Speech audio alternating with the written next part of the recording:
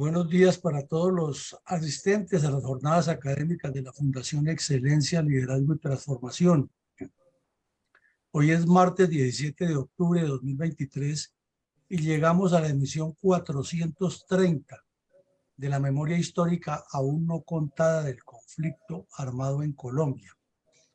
El evento que vamos a analizar hoy es la muerte en combate del narcoterrorista del ELN, alias Uriel, en hechos ocurridos en Novita, Chocó, al suroccidente de este departamento, muy cerca de los límites con el departamento de Risaralda, en una operación aeroterrestre realizada de manera conjunta por la Fuerza Aérea Colombiana y la División de Asalto Aéreo del Ejército Colombiano y el Comando Conjunto de Operaciones Especiales SECOES del Comando General de las Fuerzas Militares. Fue un golpe trascendental contra uno de los cabecillas más virulentos y más activos del ELN y causó un impacto nacional e internacional habida cuenta de los nexos de este criminal con los actos terroristas y vandálicos cometidos en esa época en las diferentes ciudades del país con la máscara y el mote disque de protesta social.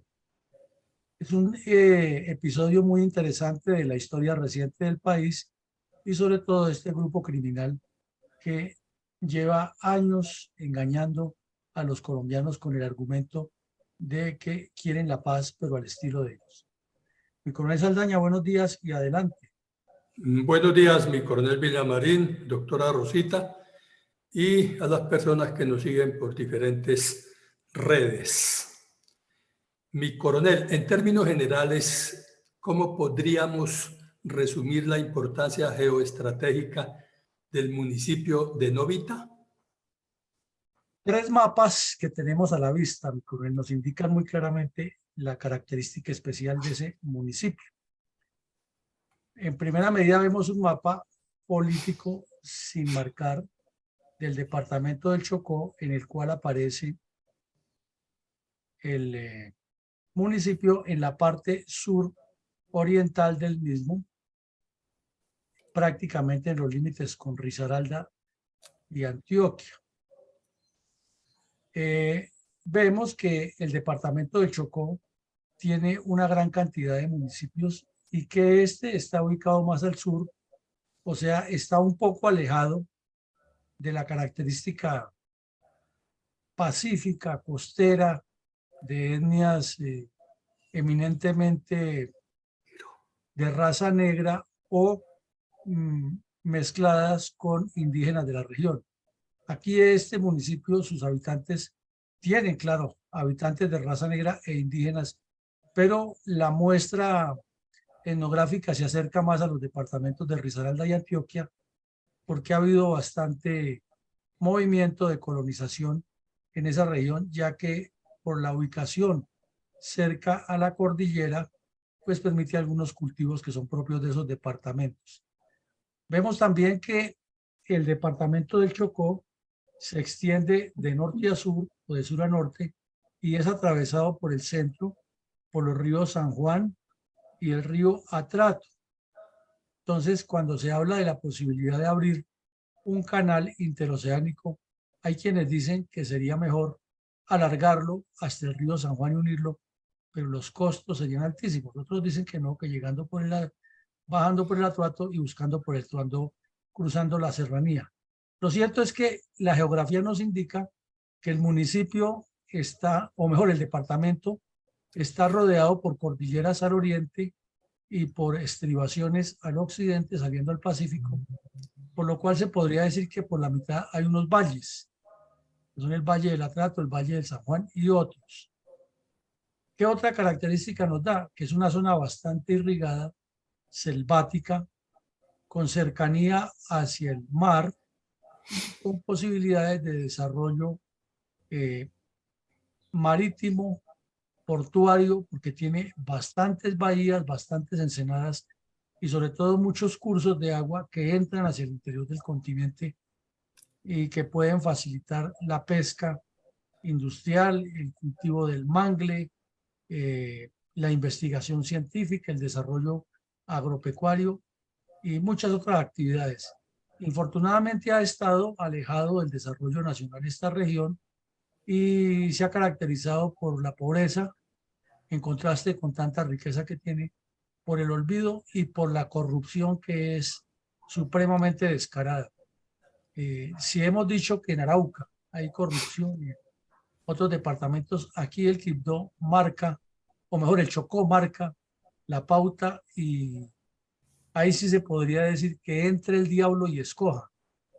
La podredumbre administrativa de este departamento está señalada desde su inicio y no hay una sola administración en la cual sus funcionarios no terminen investigados por una o por otra razón.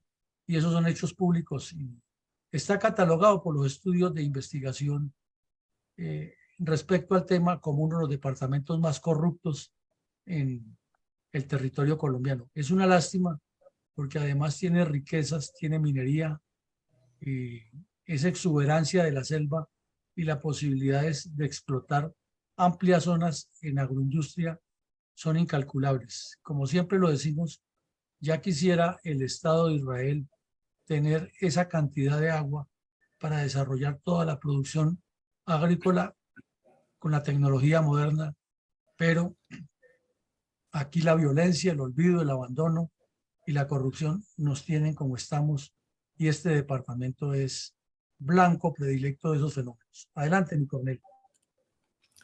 Bueno, mi coronel, gracias. ¿Podríamos tener un panorama descriptivo de la permanente actividad de células terroristas en este departamento, en particular en el convulso sector rural del municipio de Novita y los límites con el departamento de Risaralda? Pues, mi coronel, quizás las gráficas que nos pueden indicar el contexto de la respuesta a esa pregunta están aquí al frente, las tenemos en la pantalla. 4 gráficas en la parte inferior derecha.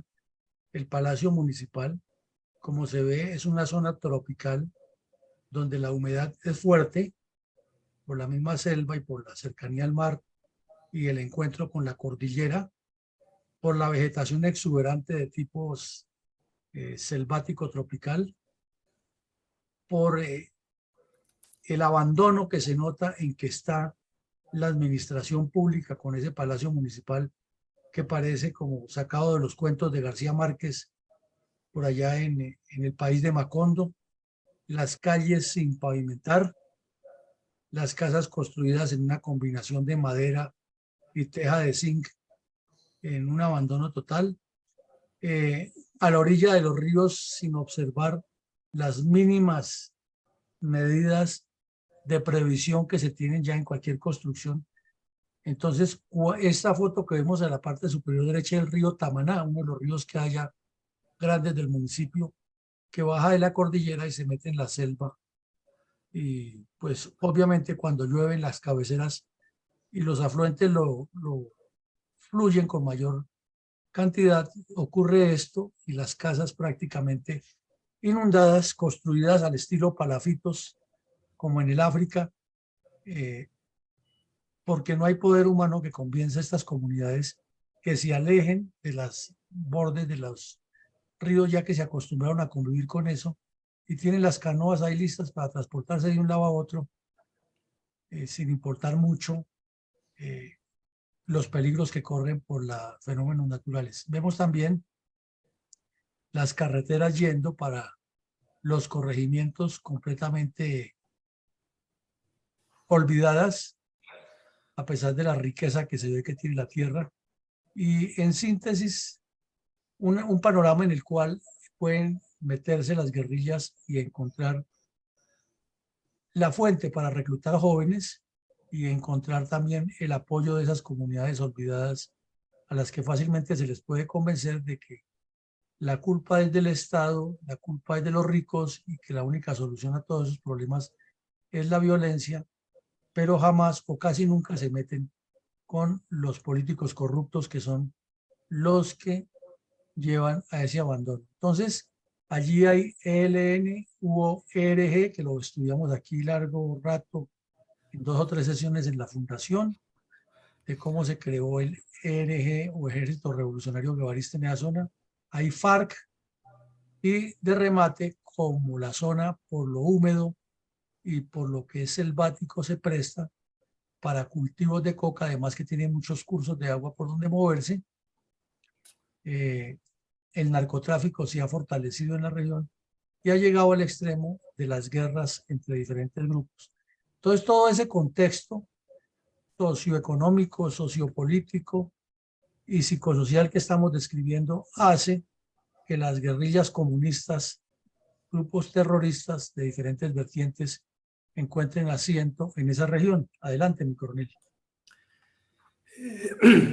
Bien, mi coronel. ¿Me puede decir, por favor, quién era el narcotraficante y terrorista del ELN Andrés Felipe Vanegas Londoño, alias Uriel del ELN? Pues este bandido fue reclutado en Antioquia, él era natural de Antioquia y se identificó desde sus inicios como alias Uriel y se caracterizó por su habilidad para acercarse a los centros educativos, tanto de secundaria en Antioquia como en las universidades públicas del departamento. Y pronto le dieron la responsabilidad de ser el reclutador de estudiantes y llegó a adquirir una habilidad muy especial para moverse en las redes sociales y difundir la línea de pensamiento terrorista del ELN, difundir la idea del reclutamiento y organizar células de apoyo virtual y de difusión de la línea de pensamiento terrorista del ELN. Poco a poco se fue haciendo conocido y por último ya se volvió desafiante, como veremos más adelante en un video, y era un objetivo número uno porque era quien estaba promoviendo desde la clandestinidad el apoyo a la violencia urbana durante el gobierno del señor Duque, e inclusive él mismo se delató y comentó cómo estaba haciendo esos apoyos a lo que llaman la primera línea, que el señor Petro llama en este momento los jóvenes víctimas de la violencia oficial. Y a la derecha vemos el carro de la Policía Nacional, donde se efectuaron los procedimientos forenses con el cadáver de este delincuente para identificarlo, el material que tenía, el computador, los proveedores y las armas que tenía y el morral que cargaba, donde llevaba sus pertenencias y sus efectos personales. Larga historia, más de 25 años delinquiendo en los departamentos de Antioquia, Chocó, Risaralda, Caldas, y un historial delictivo bastante abultado, similar al del Mono Jojoy o al de cualquier otro bandido de renombre en Colombia. Adelante, mi coronel. Mi coronel, para mayor comprensión del contexto en que sucedió la baja en combate del narcoterrorista Andrés Felipe Vanegas Londoño, alias Uriel, segundo cabecilla del Frente de Guerra Occidental del ELN, en hechos ocurridos el 25 de octubre de 2020 en la vereda Barrancosito del municipio de Novita, en el departamento del Chocó. Podemos ilustrar a nuestros oyentes con algunos aspectos de orden táctico y estratégico a manera de antecedentes del audaz y criminal suceso. Claro, mi coronel, mire, este bandido, para entender por qué la operación fue tan importante, está relacionado o estaba relacionado con unos ataques terroristas contra los comandos de atención inmediata de la Policía Nacional en Bogotá en 2019. Y también se les responsabilizaba de ser uno de los autores intelectuales y organizadores del ataque terrorista contra la Escuela de Cadetes de General Santander en enero del mismo año. Se calcula que en el momento de la operación en que se eliminó, tenía ya 25 años de militancia terrorista en el ELN y en su contra se encontraron varios expedientes con órdenes de captura por homicidio agravado, secuestro agravado, rebelión, terrorismo, narcotráfico, etc. Y En ese momento se ofrecían 500 millones de pesos por la información que condujera a su captura. Se sabía por actividades de inteligencia y por interceptaciones que se le habían hecho que era un brazo directo, un enlace directo de Pablo Beltrán, el negociador del Comando Central del ELN, y que a él era el que le rendía cuentas de toda la forma como manejaba las redes sociales para difundir tanto las acciones criminales como la línea de pensamiento y la propaganda del grupo terrorista, que por ser una persona de un nivel académico más o menos aceptable, era a quien habían encargado de organizar todas esas escuelas de formación revolucionaria y terrorista en las ciudades y en lo que llaman ellos las periferias, o sea, alrededor de las ciudades de Medellín, de Quito, de Bogotá, y era la persona encargada de dirigir como los programas de formación terrorista y de verificar que se estuvieran adecuando a la línea de pensamiento del ELN. Como se sabe, estaba ya perfectamente identificado por ser uno de los promotores de la violencia urbana y de tener contacto directo con los organizadores de lo que llamaban las primeras líneas de lucha popular, pero que en realidad salían a ir a destruir las ciudades, y la Fiscalía General de la Nación había hecho público esa actividad.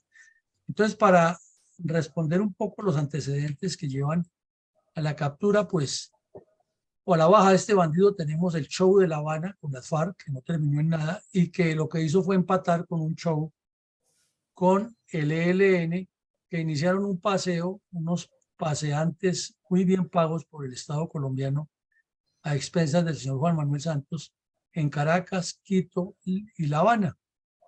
Y se movieron durante varios meses, gastando el presupuesto nacional sin que se avanzara absolutamente nada.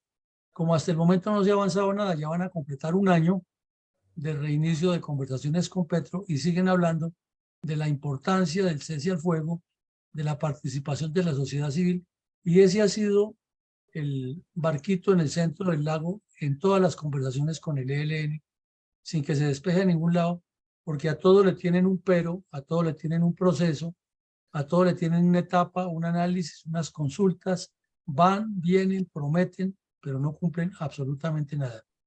Entonces, lo que hicieron antes lo siguen haciendo ahora y seguimos en el mismo show.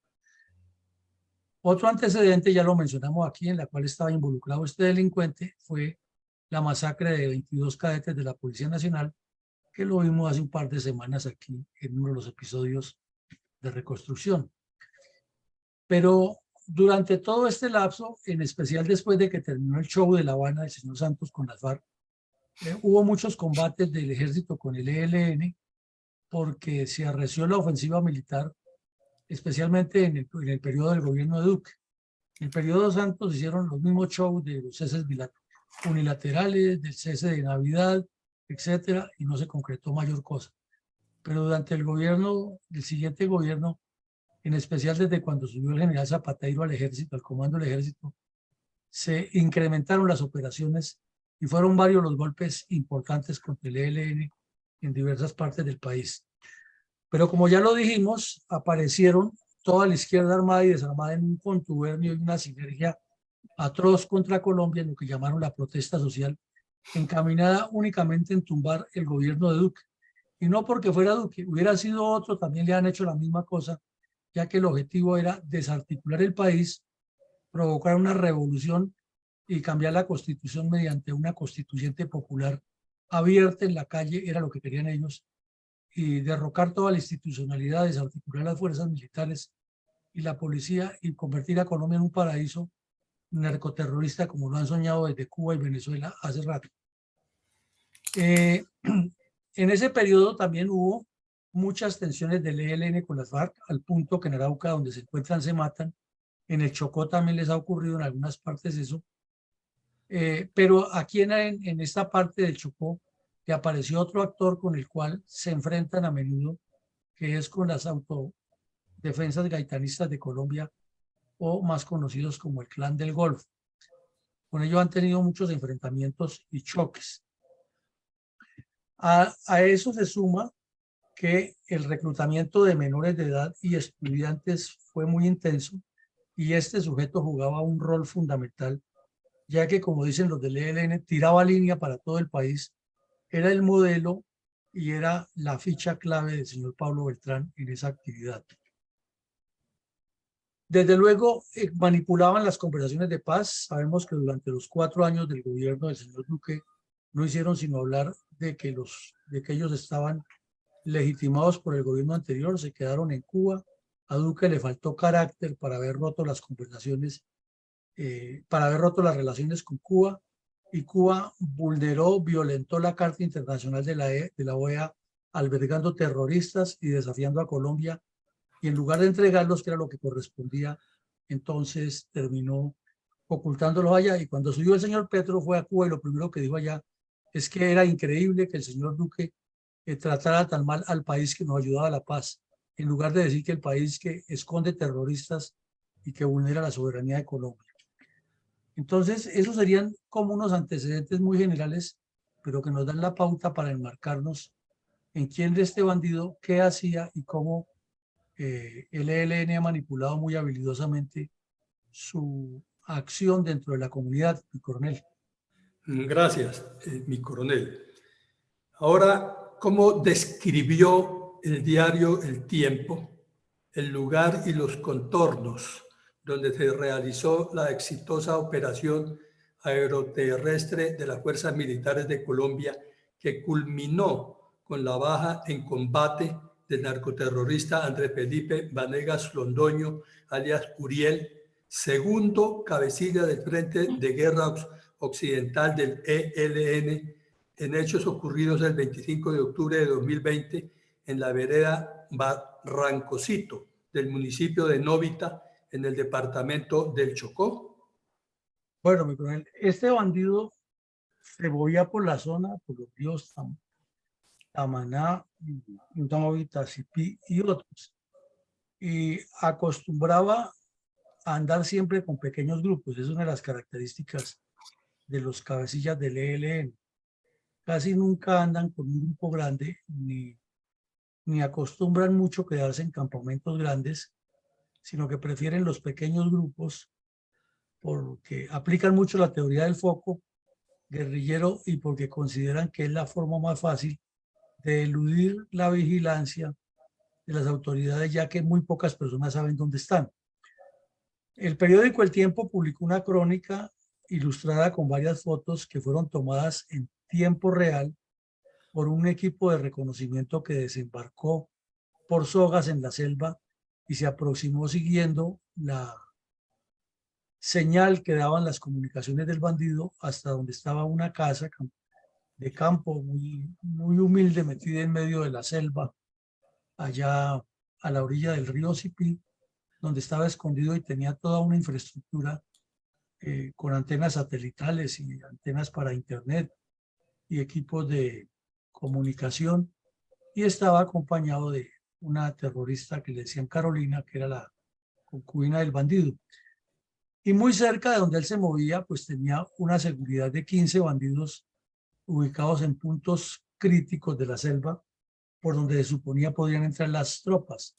Sin embargo, el Comando de Operaciones Especiales, que ingresó el capitán con los dos suboficiales, con el suboficial y los 2 soldados que hicieron la infiltración, eludieron ese anillo de seguridad de manera muy hábil y se aproximaron por entre la selva y tomaron fotos en tiempo real que iban enviando por equipos satelitales, hasta que verificaron que con la antena satelital y con el equipo que da para recibir internet indicaba que el bandido estaba ahí, pero que como era móvil tenían que hacer la operación de la mayor rapidez posible. Se coordinó con la Fuerza Aérea, se hizo el reconocimiento, el desplazamiento de las tropas y se produjo el bombardeo. Entonces, este cambuche que tenía este bandido era de uno de los tantos, desde donde dirigía la actividad en las universidades. Tenía a varios estudiantes becados por cuenta del ELN, con el compromiso obviamente de hacer militancia terrorista. se movía por la selva, pero no se quedaba siempre en el mismo sitio. O sea, llegaba a este cambuche y ahí hacía la transmisión, pero en cualquier momento salía y dormía en otro lugar, todas las previsiones que tenía. Por eso, cuando el equipo de reconocimiento localizó la vivienda y supo que estaba ahí, no había demora y tenían que golpear, y la operación se hizo en la madrugada. Entonces, como vemos, muy hábil, muy liso, muy desconfiado, pero los médicos también se mueren. Adelante, mi coronel. Mi coronel, podríamos ver el video que publicó el diario El Espectador de Bogotá, en el cual se destaca la relación de Andrés Felipe Vandegas Londoño, alias Uriel, con los vándalos y terroristas urbanos que salieron a las calles a destruir el patrimonio público y la propiedad privada con el falso argumento que hacían protesta social contra el gobierno de turno en cabeza de Iván Duque. Claro, mi coronel, y para ver ese video miremos las fotos. Y aquí tenemos un panel solar, que esa foto la tomó la inteligencia del ejército, del capitán que se infiltró hasta allá antes de que se produjera el bombardeo, pero el tiempo se apropia de la foto como si fuera de ellos. Y se ve la antena de internet, se informa aquí que el 4 de octubre del 2020 se tenía la certeza de que el bandido estaba allí y que era necesario golpear antes de que se fuera, y se hizo el bombardeo a las 4 de la mañana.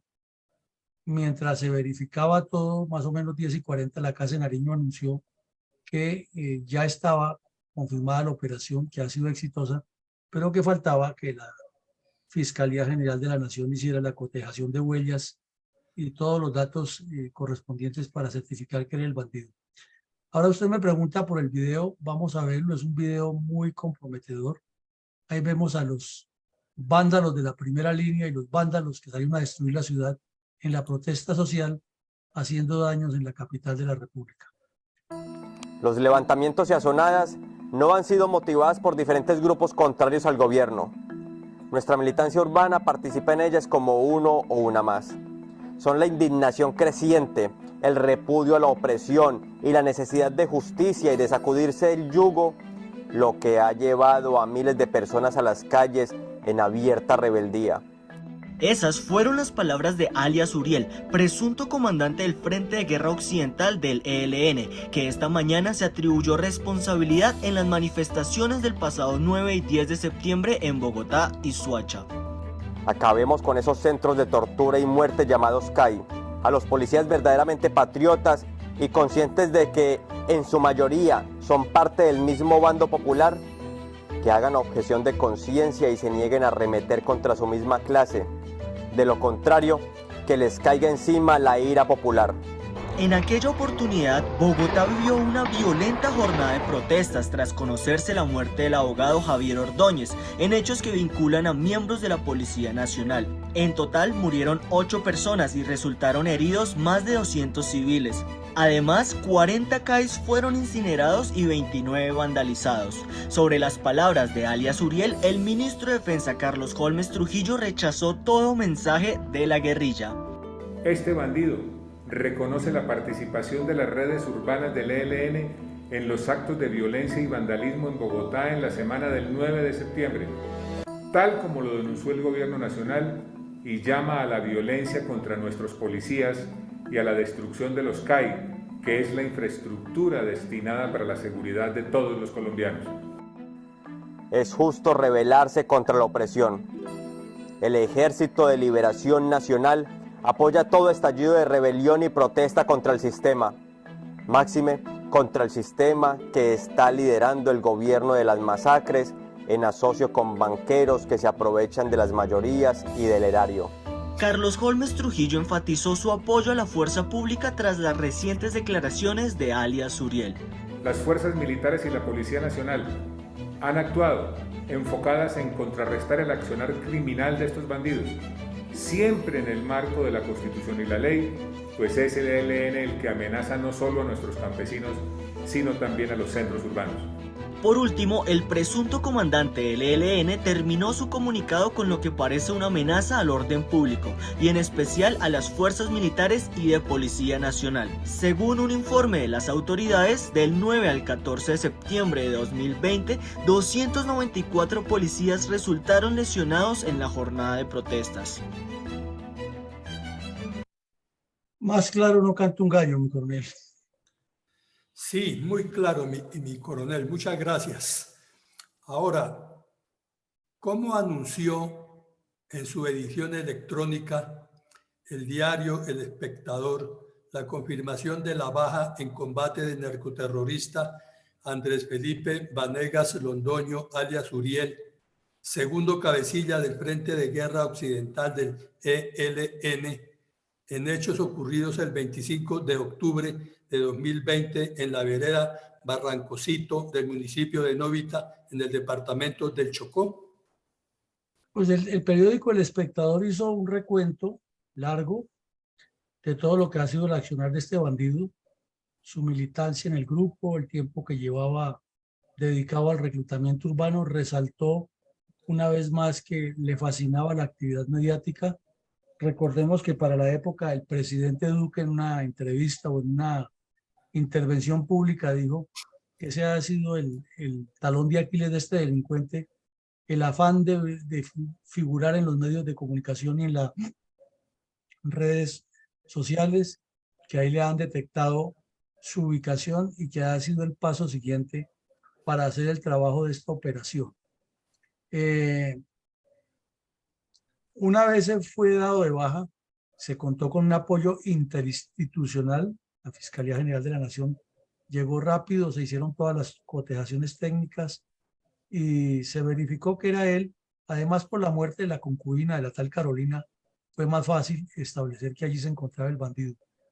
Un golpe importante que el periódico El Espectador lo resaltó como que era un objetivo de alto valor por quien se ofrecían 500 millones de pesos, pero en realidad sí fue un gran alivio para Colombia, ya que este delincuente era muy clave en las acciones terroristas urbanas que acabamos de ver con el mote de protesta social, cómo los bandidos se dedican a destruir las ciudades, cómo él mismo los instigaba y les decía que eso era válido hacerlo.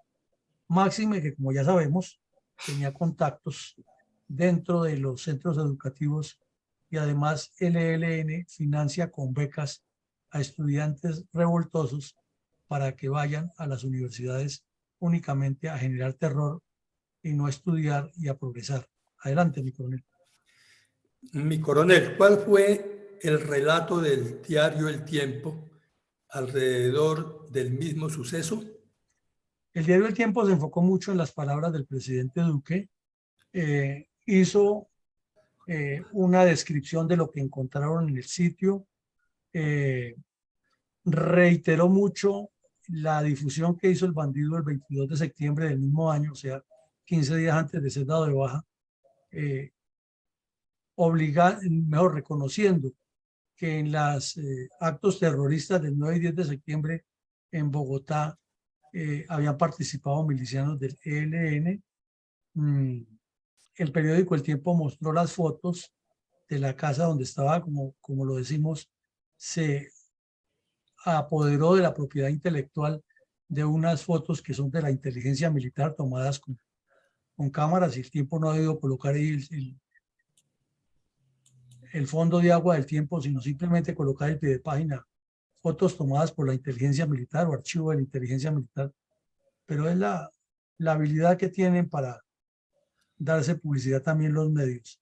El Tiempo resalta que además de esta actividad lo tenían como uno de los coordinadores de la actividad internacional en relación con el narcotráfico.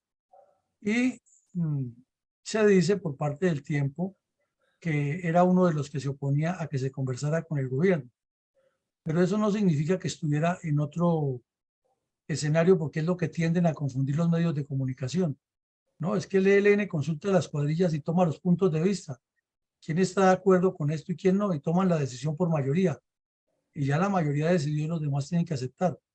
Pero el ELN y los mismos medios de comunicación, o mejor, el ELN ha aprovechado el error de los medios de comunicación de que es que son un grupo federado y cada uno anda por su lado. No, es que es la autocrítica que tienen ellos. Cuando uno lee un documento interno, un balance de una reunión del ELN, encuentra una cantidad de posiciones diferentes, pero al final encuentra que la decisión se tomó sobre un punto y que se hace lo que dice lo colectivo. Pero usualmente no se mira la decisión, sino se mira es que se dijo una cosa y se dice la otra y dice que están en divergencias y eso no es cierto.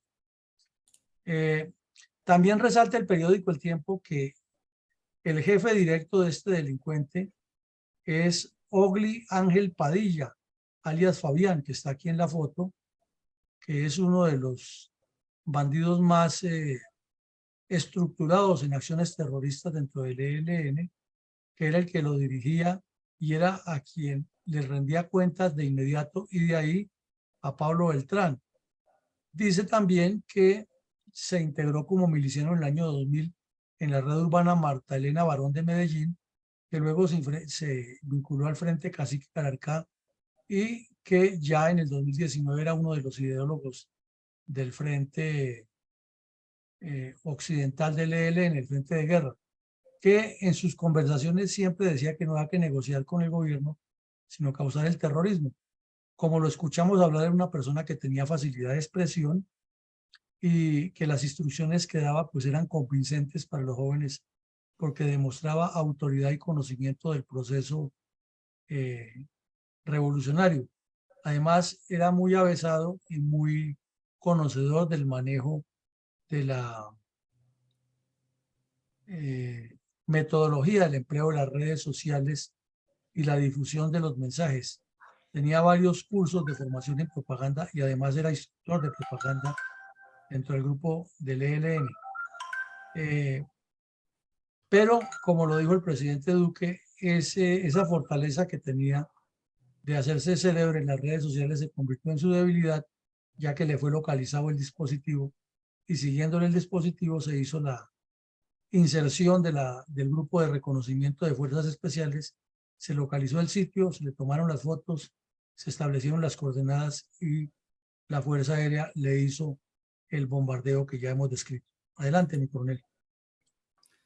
Mi coronel, ¿trajo el pacto FARC-Santos alguna paz al departamento del norte de Chocó? Nada, coronel. Y resulta que allí en esa zona estaba, por ejemplo, un bandido que es de apellido Batacuaro, que lo hemos visto por ahí, que es ahora representante a la Cámara de las FARC. Y ese supuestamente desmovilizó todas sus cuadrillas. Se suponía que en esta región de Novita y alrededores la violencia se reduciría porque ya la guerrilla había desaparecido, supuestamente, ¿no? Pero lo que hemos visto es que salió el tal Batacuaro y quedaron todos estos bandidos y otros de las FARC que dice que son disidencias, más las gaitanistas, y la violencia lo que ha hecho es multiplicarse en el Chocó. Y hoy por hoy, Novita y los demás municipios del departamento del Chocó siguen siendo zona roja. Está en riesgo el próximo proceso electoral de que los saboteen. Y hay combates cuando las tropas entran allá. Hay combates también de todos grupos delincuenciales, asesinatos permanentes, desplazamientos de indígenas, de campesinos. Y la fenomenología de la violencia lo que hizo fue acrecentarse. En síntesis, no trajo ninguna paz el Premio Nobel de Paz del señor Santos y el show de La Habana. Gracias, mi coronel. Mi coronel, ¿tiene Colombia alguna esperanza de paz real y de resarcimiento a las víctimas del ELN en el departamento del Chocó en las actuales conversaciones de paz con el gobierno Petro? Pues, mi coronel, a juzgar por los hechos como murió este bandido, por la línea de pensamiento que manejaba y porque todo lo que él hacía dependía de este tal Ogli Ángel Padilla alias Fabián, que es uno de los cabecillas principales del ELN a nivel nacional. Y teniendo en cuenta que todo lo que él hacía se lo ordenaba el tal Pablo Beltrán, que es uno de los negociadores, pues no hay que hacer una ecuación de 4 variables o de 5 variables, una ecuación múltiple de 5 variables, sino simplemente tener sentido común para entender que el ELN lo que menos piensa y lo que menos espera es resarcir víctimas y responder por los daños que hicieron, ni mucho menos cambiar su estrategia de violencia, de engaño y de radicalización, porque si Pablo Beltrán está en la mesa hablando de paz y era el que dirigía a este radicalizado y lo estimulaba, y quien lo controlaba directamente está vivo y en la misma zona, pues estaríamos diciéndole mentiras al país de que eso tiene alguna posibilidad de éxito, porque son hechos reales, con personas reales y con comportamientos reales. Gracias, mi coronel. Mi coronel, es procedente enunciar algunas reflexiones de orden táctico operacional relacionadas con la baja en combate del narcoterrorista Andrés Felipe Vanegas Londoño, alias Uriel, segundo cabecilla del Frente de Guerra Occidental del ELN, en hechos ocurridos el 25 de octubre de 2020 en la vereda Barrancosito del municipio de Novita, en el departamento del Chocó. Mi coronel, ahí hay un primer punto para reflexionar, y es que al país se le olvida el terrorismo de estos bandidos en todas esas regiones. Y si acaso a las víctimas que están allí asentadas, que no tienen ninguna voz, ni tienen ninguna forma de hacerse visibles, ni los medios de comunicación van nunca por allá, solamente cuando hay actos terroristas, cuando hay violencia, el país realmente le olvida rápido que en ese triángulo de Chocó, Antioquia y Risaralda, es decir, donde se articulan todos esos municipios alrededor del descenso de la cordillera, el inicio de la selva y la salida hacia el Pacífico,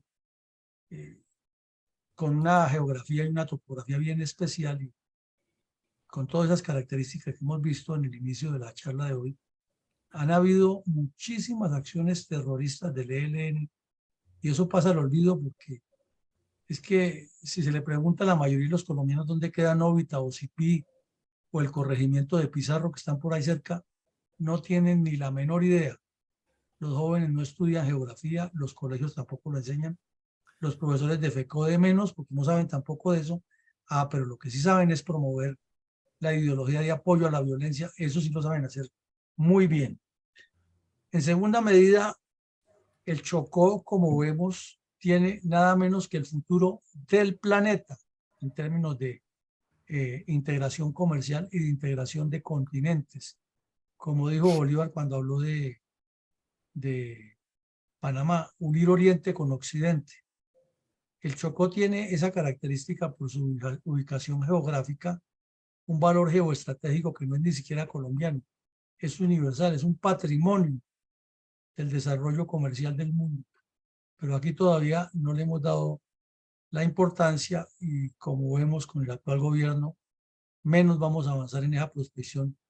Pero infortunadamente tampoco se ve dentro de quienes tienen aspiraciones a ser candidatos únicamente de todas las vertientes alguna visión de Estado, de construcción, de desarrollo y de articulación del mundo, aprovechando nuestra privilegiada posición y en particular la de este departamento. Esos golpes tácticos de connotación estratégica son los que tienen a la izquierda armada y desarmada enfocados en quitarle la capacidad de combate a las fuerzas militares, porque saben que están en la aviación o el apoyo aeroterrestre, aerotáctico, en la inteligencia especializada con los equipos y con el contacto con la inteligencia de Estados Unidos, y en el entrenamiento de los soldados. Entonces, mejor dedicarlos, como dice el señor Petro, a que se pongan a barrer calles, a sembrar árboles, a hacer guardabosques, porque así no tienen quien esté entrenado para combatir el terrorismo, mientras ellos avanzan en el control de esas zonas, porque ya hoy, por ejemplo, salió el decreto que a 100.000 vagos les van a dar de a $1.000.000 mensuales, mucho más de lo que gana un soldado que arriesga su vida por defender al mismo gobierno que lo está traicionando. El plan Vuelo de Águila, plan estratégico Vuelo de Águila del ELN, tiene un especial énfasis en los centros educativos universitarios y secundarios, y a eso no se le da trascendencia. Siempre se dice que son vándalos desadaptados, pero ahí conviven en las universidades. Y como vemos esos becados, no es tan difícil ubicarlos, porque son bandidos que están allí infiltrados, que todo el tiempo se la pasan reclutando muchachos que nunca terminan ninguna carrera y comienzan otra y duran eternamente en las universidades. Y tanto profesores como comunidad académica los conoce, pero todo el mundo mira para un lado porque sabe que son tipos peligrosos y ni los delatan. Y fuera de eso, con el cuento de que en las universidades no puede entrar la fuerza pública, no puede entrar nadie, y todavía se convierten en verdaderos focos de subversión, manipulados con el miedo y las estratagemas jurídicas. La posición desafiante de los terroristas del ELN negociando es latente, ahí los vemos, que hablan del cese al fuego, que sí, que no, que ya estamos, pero que es que hay que consultar con las bases, pero que es que este grupo dice que sí, el otro dice que no. Y con esa manipulación, ahí los tenemos, y se van a ir los 3 años del señor Petro, no van a concretar nada para tener amarrado al siguiente gobierno, y los medios de comunicación haciéndoles el juego, y los analistas del conflicto que pululan, sobre todo para hablar de lo que no conocen, a darle importancia a estos bandidos que llevan años engañando el país. Pero por otro lado, la soberbia de la dirigencia política frente al ELN es aterradora, y vemos que quienes están en la mesa son soberbios de autosuficiencia, sin conocer el plan estratégico vuelo de águila y sin responder con una estrategia clara frente a la estrategia del ELN.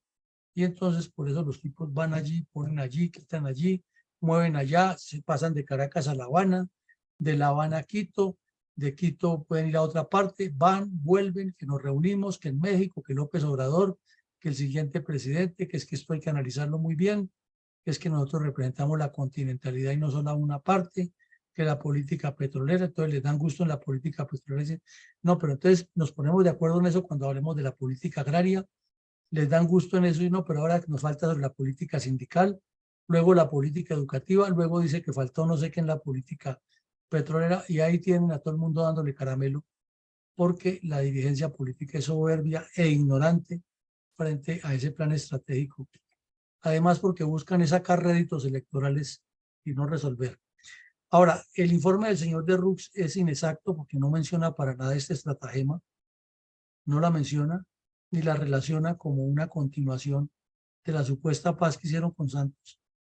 Y de ahí para allá lo que no está completo es como decir que 2 más 2 es igual a 5. Quiere decir que el resto del desarrollo del procedimiento matemático es errado.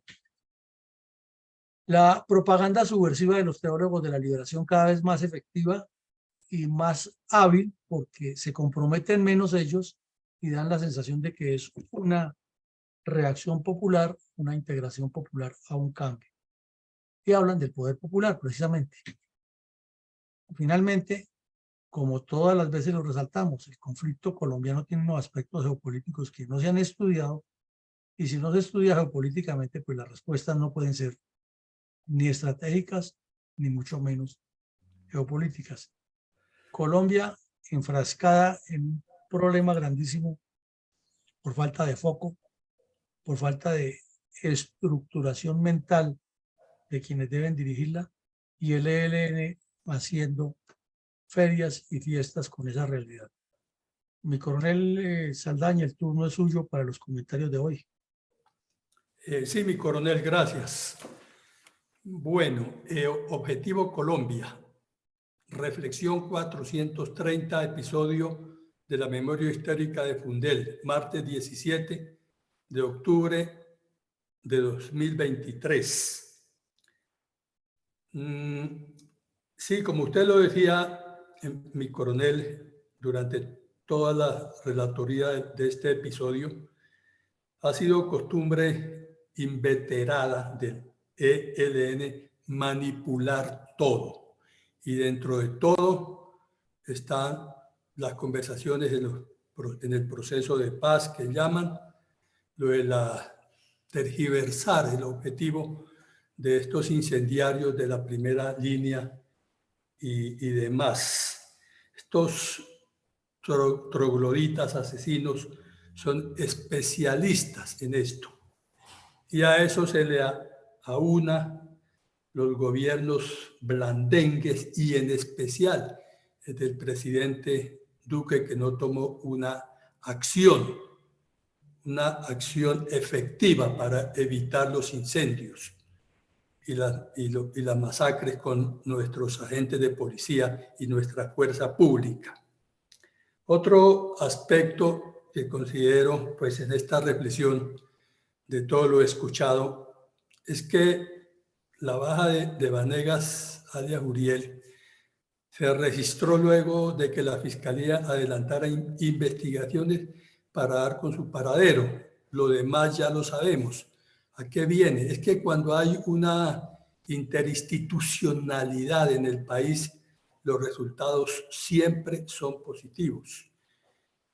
Y a esto agrego que habiendo, por ejemplo, una fiscalía en la fuerza pública, en la jurisdicción penal militar que llama fuero, es una jurisdicción, parece que no se cree en la jurisdicción, ni en los jueces penales militares, ni en los fiscales.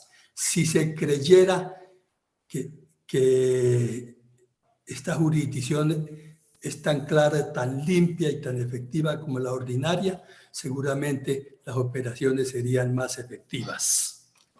Ahora, entrando al contexto de la doctrina comunista, porque es que estos señores terroristas del ELN y la FARC no son ruedas sueltas. Entremos ahora sí a la doctrina comunista, como hemos venido acostumbrando a hablar en estos episodios.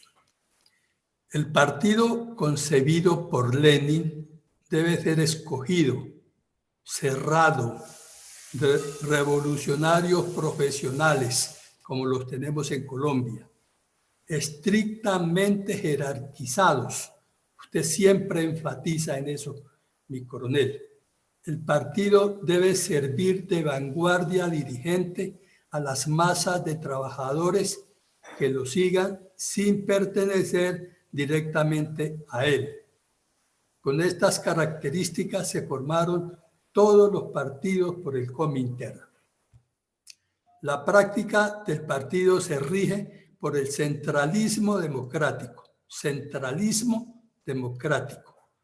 que vele por la libertad, la discusión y crítica democrático, y exige la absoluta unidad de acción y objetivos una vez adoptada una decisión, centralismo, que usted hace mucho énfasis en que no son federales, sino que están dirigidos, hablando del ELN. En el periodo staliniano, todas las decisiones venían de arriba y el predominio del partido soviético ha sido punto de fricción con otros partidos, cuando no se cumple la dirección del centralismo. La efectividad de esta organización se muestra en el efecto de táctica revolucionaria empleada en Rusia en 1917. Los miembros del partido no pasaban de 24,000 y en menos de un año lograron el apoyo necesario para tomar el poder en una nación de 150 millones de habitantes. Su ventaja táctica fue imponer una fuerza preponderante, pongamos atención, en el momento decisivo y en los puntos decisivos. Muchas gracias, mi reflexión y feliz día. Pues muchas gracias a ustedes, mi coronel, muy clara su reflexión, muy al lugar, muy adecuada para lo que dijimos hoy, porque sí fue la baja muy importante de un bandido y con eso se mengua la capacidad del ELN, pero no se resuelve. Hemos insistido siempre en estos espacios académicos que todas las respuestas deben tener objetivos y visiones a largo plazo, no simplemente el pañito de agua tibia por cumplir con quien está de turno, pero dejarle el problema al que viene o a la sociedad que viene. No hay que buscar las soluciones de fondo, llegando al fondo del asunto. Pues bien, en la tarde de hoy, debido a la jornada futbolera de las eliminatorias para la próxima Copa Mundo, Colombia jugará entonces coincide con los horarios de nuestra actividad académica y para mantener la presencia de los asistentes preferimos darle el espacio a el fútbol. Entonces regresaremos mañana con la memoria histórica y con nuevos análisis de Colombia y el mundo en nuestra jornada de la tarde, empeñados en formar estadistas con visión de estrategas. Un feliz día para todos y que Dios nos siga bendiciendo. Amén.